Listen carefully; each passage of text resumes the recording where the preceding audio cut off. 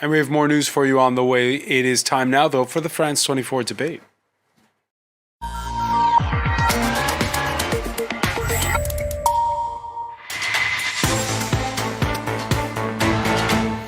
Already, Myanmar's Armed Forces Day 2021 will go down as a day of infamy.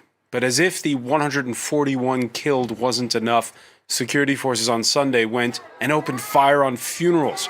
Can the junta get away with its February 1st coup by shooting its way out of the crisis? What more can the international community do? After targeted sanctions against regime bigwigs, how to squeeze the businesses that make money for the military, or at least not be complicit in their enrichment? We'll be asking. And about the U.S. suspending a trade deal with Myanmar. Will those measures help or hurt? From Russia to North Korea, recent history littered with examples of mitigated successes on that front.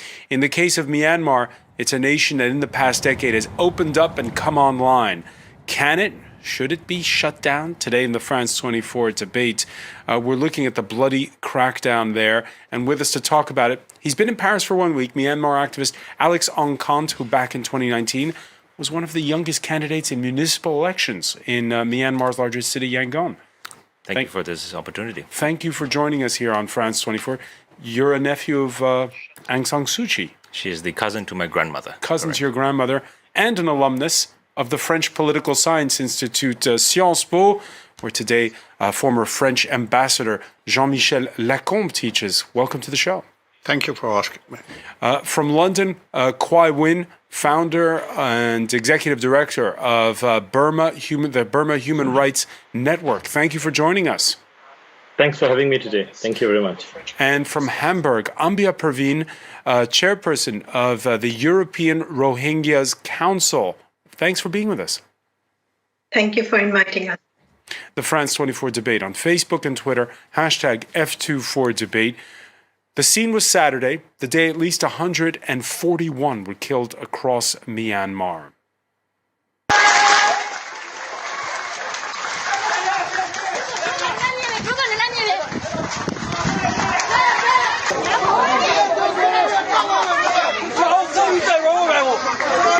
Courtesy of Radio Free Asia in Sanchang Township in Yangon. That's your neighborhood, isn't it, Alex? Correct. That is the neighborhood that I grew up in and that I was born in as well. Your reaction to those images? Well, first, I think it's important that we should know that Burma's coup d'etat was never off the table. It was always on the table since 2008. And this was a controlled situation and this was a gentleman's honor, as you would say. But this was quite foreseen. About 2 weeks ago, I was personally aware of the possibility of such a coup. Since the elections in 2020, November 8th, there was already a... Sorry, 2 weeks ago you were... 2 weeks before the coup. 2 weeks before the yes, coup, right. 2 weeks before February 1st. And then now, this sort of new turn with the, and we saw it in those images, with, basically orders to crack down even harder. What's it like right now in Yangon? The city is going through quite a wave. There are moments of total silence when nobody is on the streets. There are total moments of where everybody is back on the streets, and it depends on the situation on the ground with the police and the soldiers as well. And the junta warned people not to go on the streets on Armed Forces Day. Sitting here in Paris, what were your thoughts?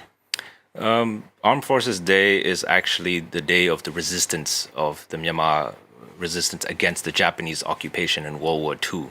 So it is actually a day of resistance.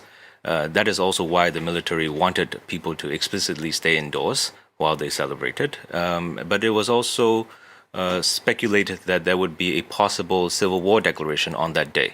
That did not happen. However, a very terrible event happened where over 100 people, 141, as you all know, were killed on that day. It was the bloodiest. The bloodiest day, and there's been mostly nonviolent resistance ever since that February 1st coup. Case in point, this Tuesday in Yangon, a garbage strike. According to media reports, the stoppage sparked by city authorities calling on residents via loudspeakers to dispose their rubbish properly in Fatetka Township in Yangon on Tuesday. A video there you see the images of that garbage strike on Tuesday in Fatetka Township. There was a video authenticated by the Associated Press capturing armed police walking down a street and demanding that residents come out and clean up the area. Your reaction to that, Kyaw Win, what the situation is like? I mean, can the junta sustain it, ordering people to come out and clean up the streets? Can the soldiers win in this spiral? Hi, let me first correct you. My name is Kyaw Win. Sorry. Yes, in my understanding is the civilian disobedience is continuing despite of the ruthless mass killing, and I call it massacre, because when there is more than 114 people killed the same day, it's not a crackdown anymore. It is a massacre, and you can see the resilience and determination of the people. They are still going out to the street. They are defying the bullet. They are defying the ruthless, the fascist military army, and they are determined to show to the world, to tell to the world that they are not going to back down anymore. That's enough is enough. But we saw a decade ago that in the end, despite all the bloodshed, it was the junta that got the upper hand at the time. Yeah, it has happened before because the situation is different now. The technology and the geopolitical situation is quite different now. And we are very much optimistic about the situation, and you see that the military, the way they are reacting, is not telling that they are strong, they are powerful. It says that they are desperate, and that's why they become ruthless now. That's why they become ruthless now. Jean-Michel Lacombe, when you think back to the so-called Saffron Revolution, when the crackdown was bloody indeed, do you agree with what Kyaw Win just said, that this time it's different because the country has opened up? Well, as a fight, there's always a fight. In 88, the junta killed about 5,000 people.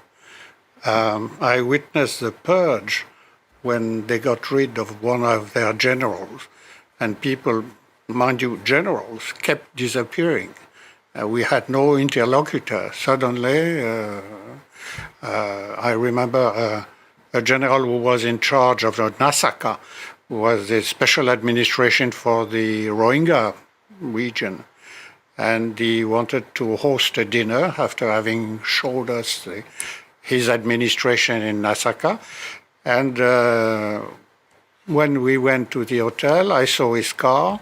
I asked to one of the civil servants, but where is the minister? And he simply told me he has been picked up by another car. And then I asked to the head of protocol of the Ministry of Foreign Affairs, where is Minister so-and-so? And with a bland face, he told me, what minister?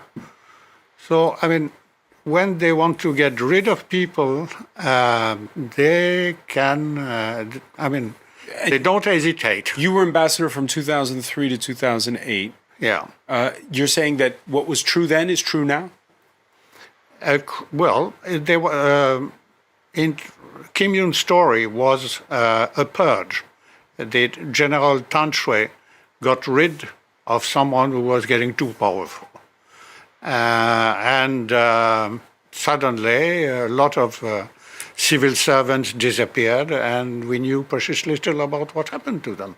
So it was more or less a coup, but against someone who was becoming too powerful for General Tan Shui. So, Ambia Pervin, you're hearing a common thread, if you will, in this discussion, because we had Alex at the outset saying how the military, for them, it was always a managed democracy anyways. You have the ambassador just now saying that the methods are still the same as before. Are we entering, though, with the uptick in the number of those killed, a new phase? We just have to go back to the history. These are the military or the juntas who has a very horrific history. These are not the military who are, like in other countries, defends the public or their country.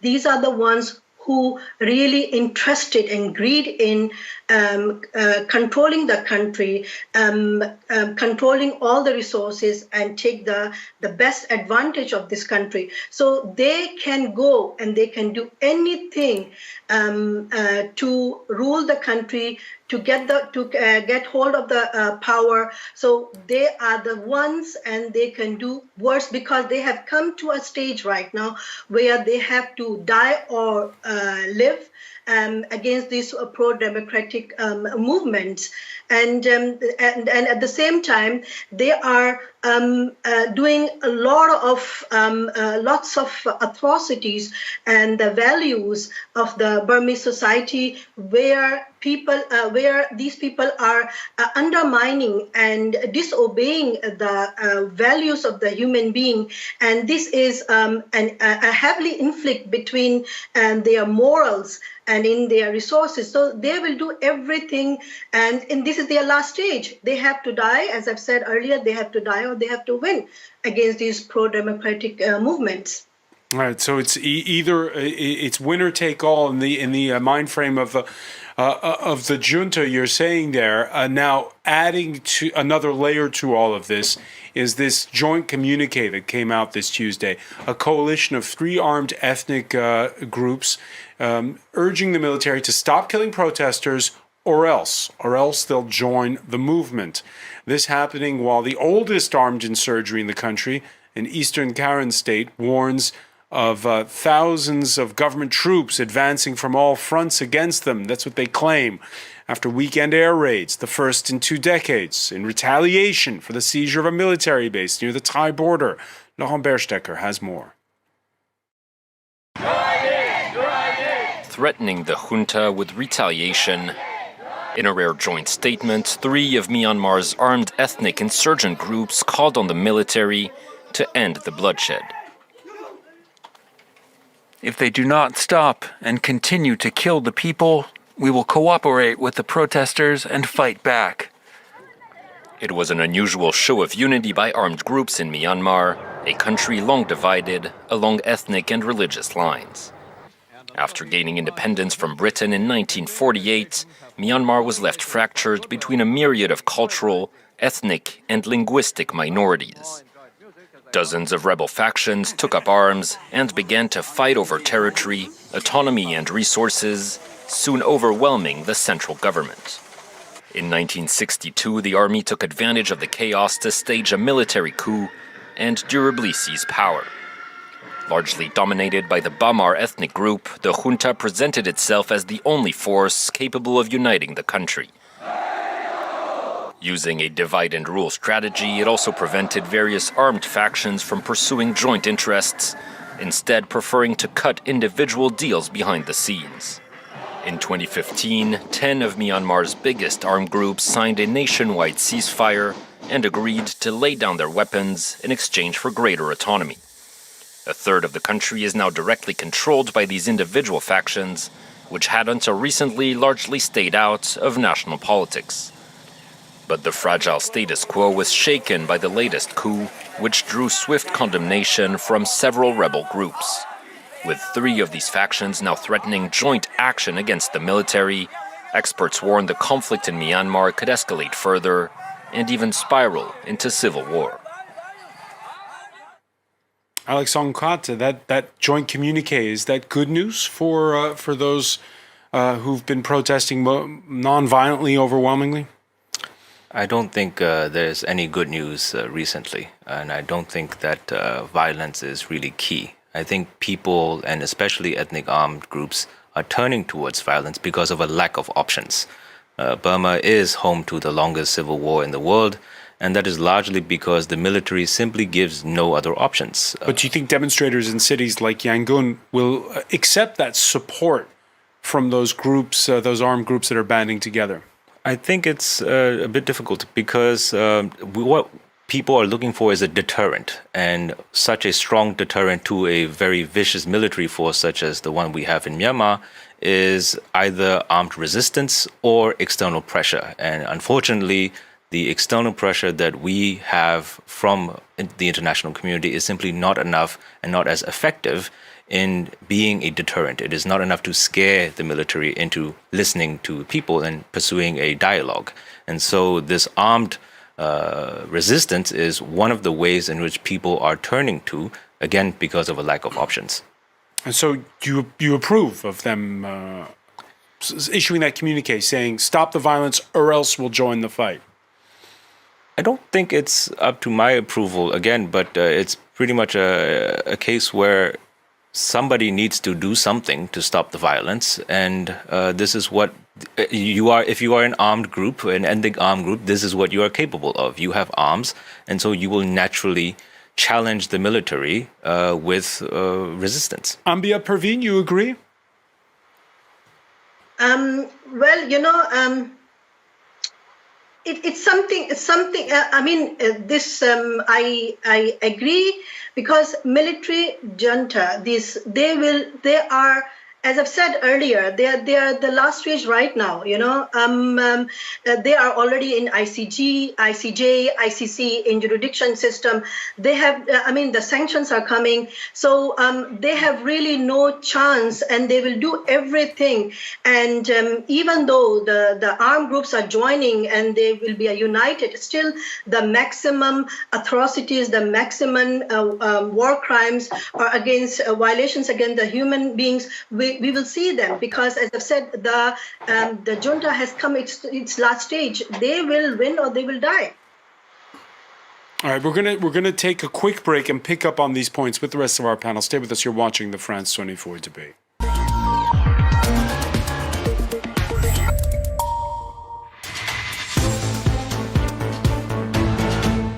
Welcome back, or welcome if you're just joining us. It's the France 24 debate. We're speaking on a day when Myanmar has passed a grim milestone. More than 500 civilians have been killed since a February 1st coup, with the crackdown getting bloodier and bloodier. Talking about it with us, he's only been in Paris for 1 week. Activist Alex Ong Kant, who back in 2019 was one of the youngest candidates in municipal elections in Yangon. You're a cousin. I was like, say cousin? Yes, I believe the correct term is cousin twice of removed. Aung San Suu Kyi, who's currently detained, Yes. the head of the National League for Democracy. Alumnus of the French Political Science Institute, Sciences Po, former French ambassador to Myanmar, Jean-Michel Lacombe teaches at Sciences Po. Welcome back as well. Welcome from London, Chan Win, founder and executive director of the Burma Human Rights Group. And from Hamburg, Germany, Ambia Perveen, chair of the European Rohingyas Council. Before the break, we were talking about the fact that so far the resistance has been peaceful, people marching in the streets, but Myanmar, made up of all of these myriad of ethnic groups and the armed insurgencies, issuing that communique this Tuesday, saying that joint communique, three of them, saying that warning the junta against continuing the crackdown.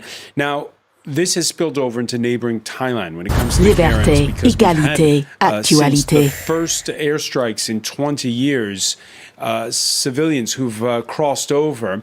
Now, Thailand's coup leader turned civilian prime minister denies claims by humanitarian groups that ethnic Karen refugees had been forcibly pushed back across that border.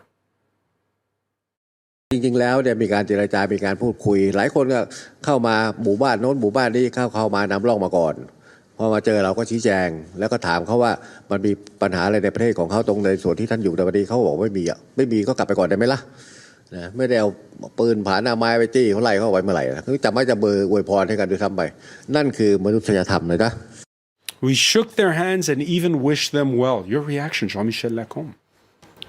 Well, I'm getting very worried because if we go on that way, we are heading straight for a civil war.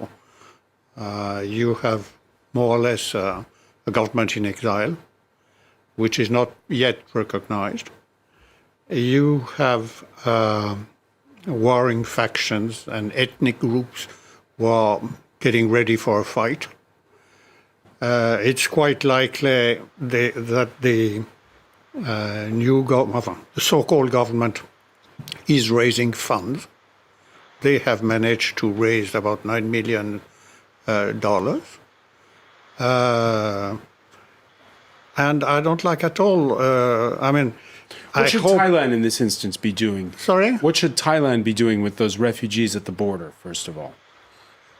Well, the refugee at the border I think Thailand will accept them. They are used to it. During 20 years, you had many camps of Burmese refugees, and you had NGOs specialized in border crossing and activists. And we are back to square one. And this is very worrying because this time China is absolutely clear that they will help the junta. They have a low profile, but they have also an ethnic minority of Chinese origin. You have all the recipes for a civil war. Minorities from China, minority Karen, Mon, Shan, and so on. And then what's going to happen? I hope that the international community will try to do something beyond. And does a civil war play into the hands of the junta? Well, they're used to it. Choi Win, you agree? Mm-hmm. Well, I agree with Mr. John Michel, if I'm correct, pronounce the name. Correct. Yeah, what I understand is Burma is at the brink of full-blown civil war, because you see that all the option has been done, and we have 10 years. We spent 10 years, and you see that the NLD party policy was shifted pro democracy to pro junta. Even they have a silent during the 2017 genocide, Rohingya genocide, and they have defended the genocide at the ICJ. It's called. And at the end, what happened? She is being jailed by the same junta she has been protecting. So there is no option. They are, and if I copy the comment of the former U.S. ambassador, what he said is that military is beyond reason. You can't be reasoned with them. The language they understand is only power. They are not civilized. They are uncivilized people. They are ruthless murderers. So all they understand is the power.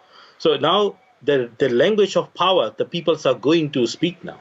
That is why my worry is, and I understand why the situation is totally, really worrying, because you see, we have been hearing a lot of news that there. Of course, the 500-600 people has been already killed, but the situation is getting worse and worse in coming days, because on 1st April, the CRPH is going to announce a government, and after the government, they are going to announce further policies, and that policy is going to challenge the military, and the peoples are supporting CRPH, of course, and then the ethnic arms group going to united behind the CRPH, the new government.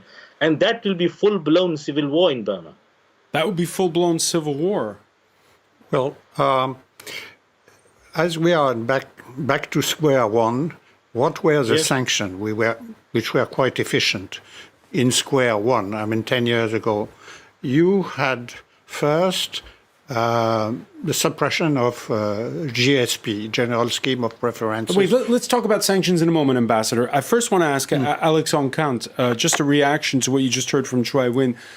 Do you regret the fact that there was this silence that spoke tomes on the part of Aung San Suu Kyi when it came to the crackdown on the Rohingyas in 2017, that at the time she should have spoken out more? I do. And certainly I think a lot of the protesters in Yangon and in the major cities that are being oppressed feel that way, and it would be remiss to not admit that.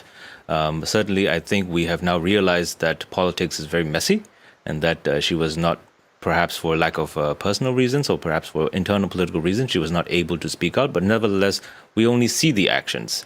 And which is the same that can be said for these days when we see many international communities, certainly even the UN, releasing very nicely, encouraging statements. But nevertheless, words are just words and needs to be backed up by action.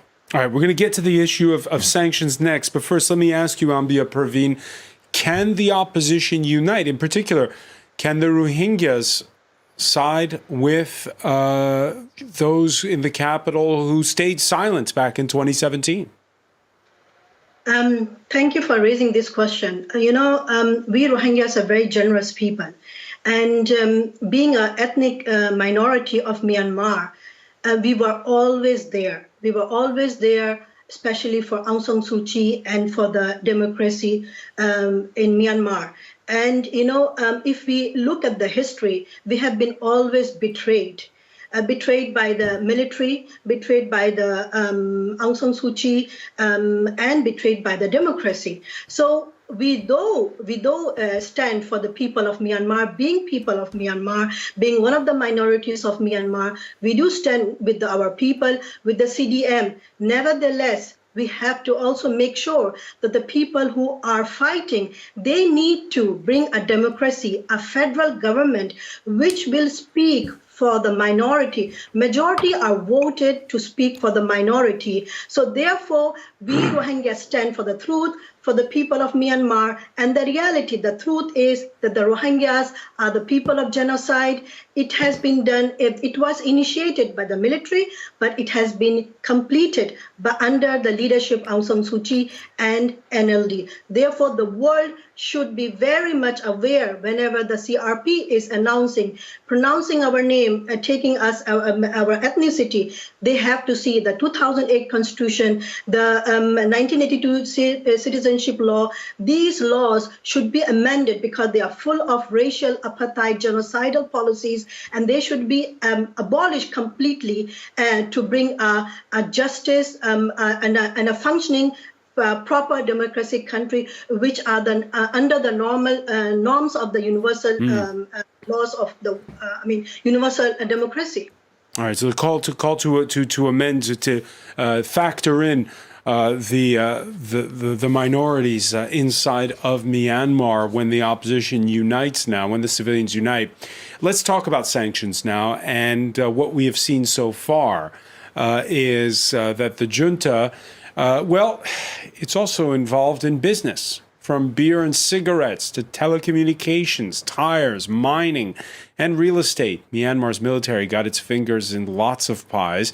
On top of the suspension of a 2013 trade and investment deal with Washington, the White House this week pointing to sanctions it and the UK have slapped on military-linked conglomerates.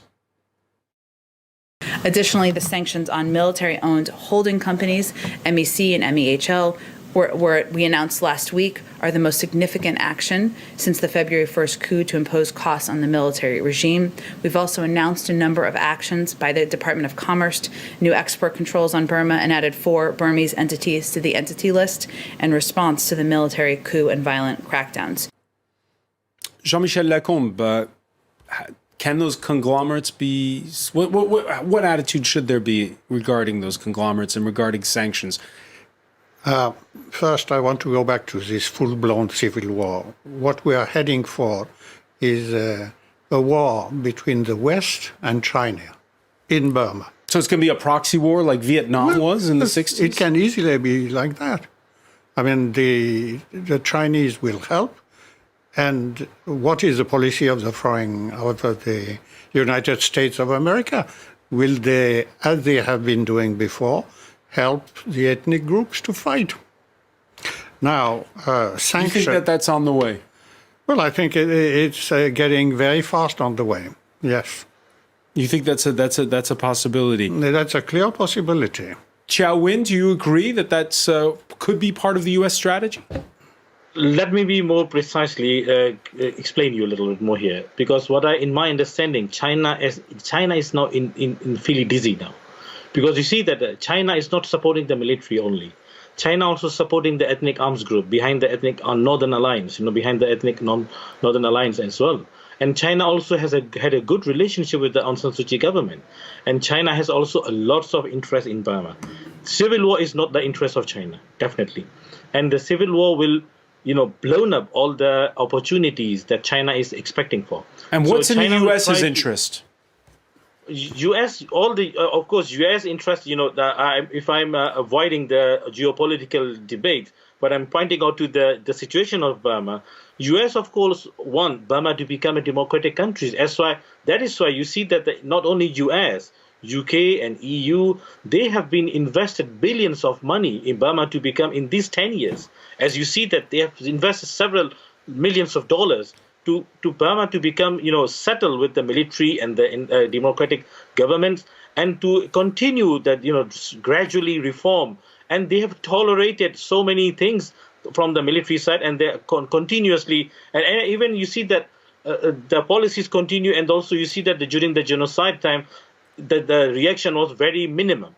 So and the sanctions are also only symbolic sanction. You have seen that.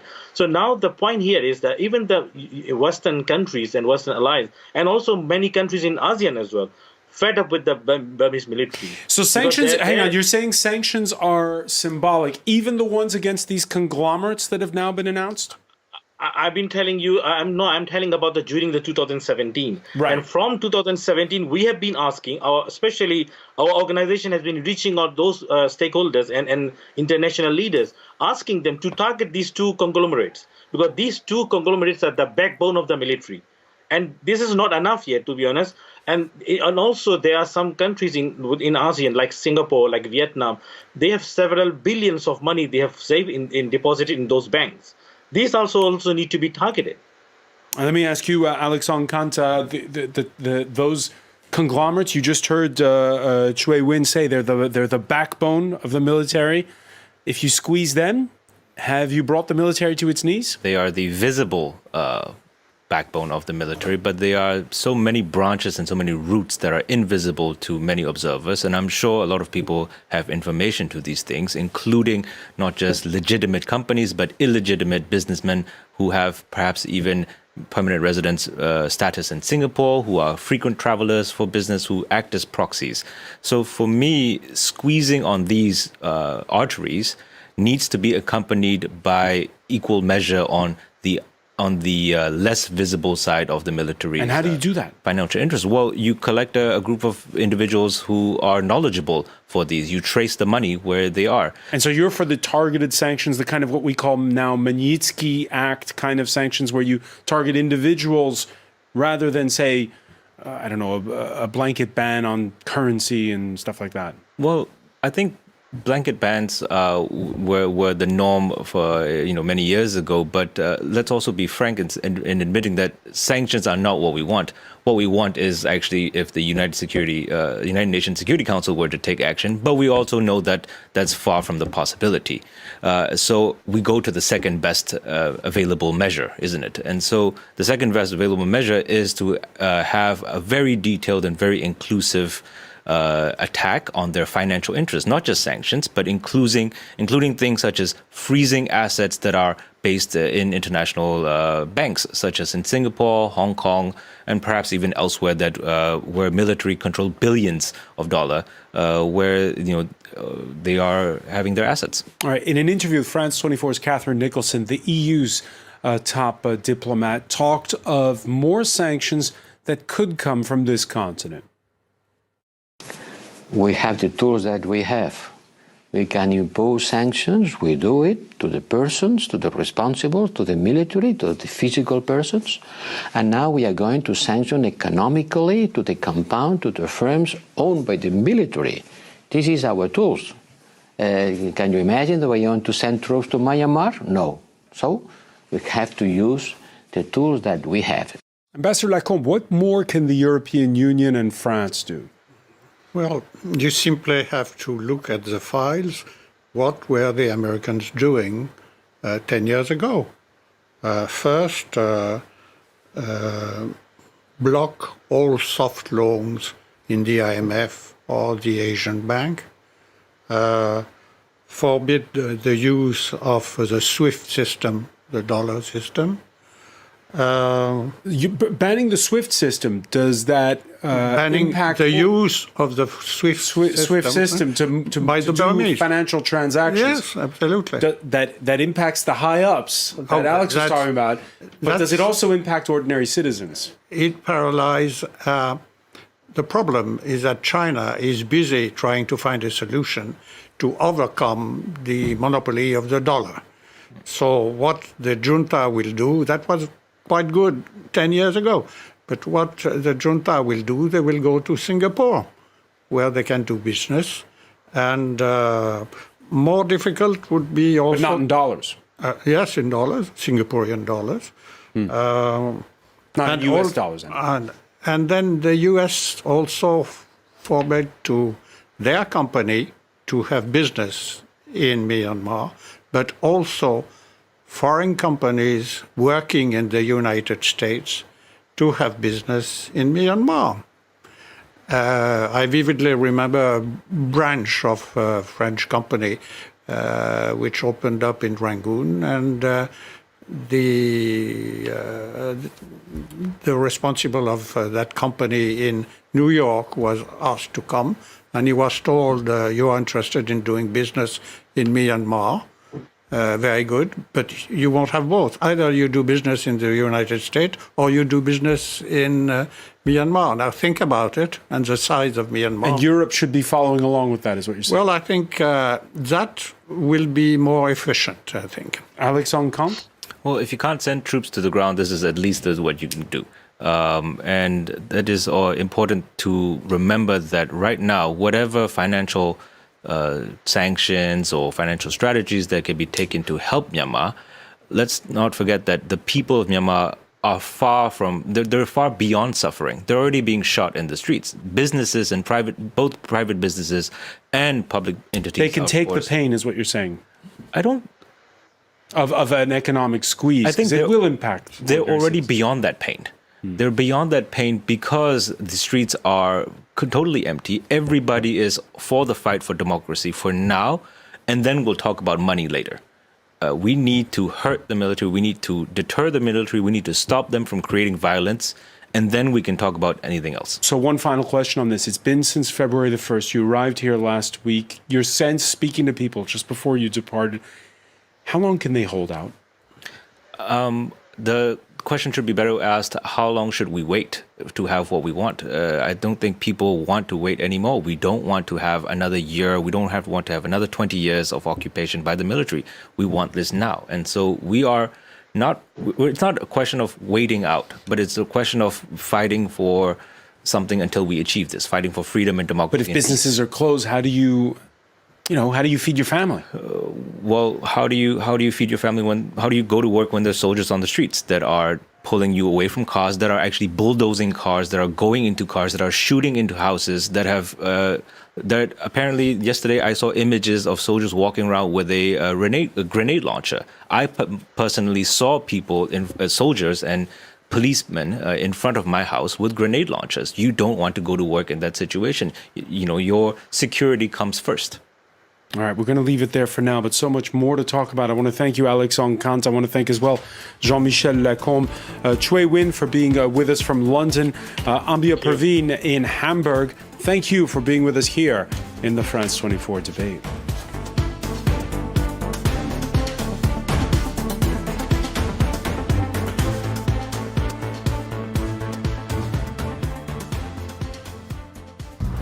Liberté, égalité, actualité.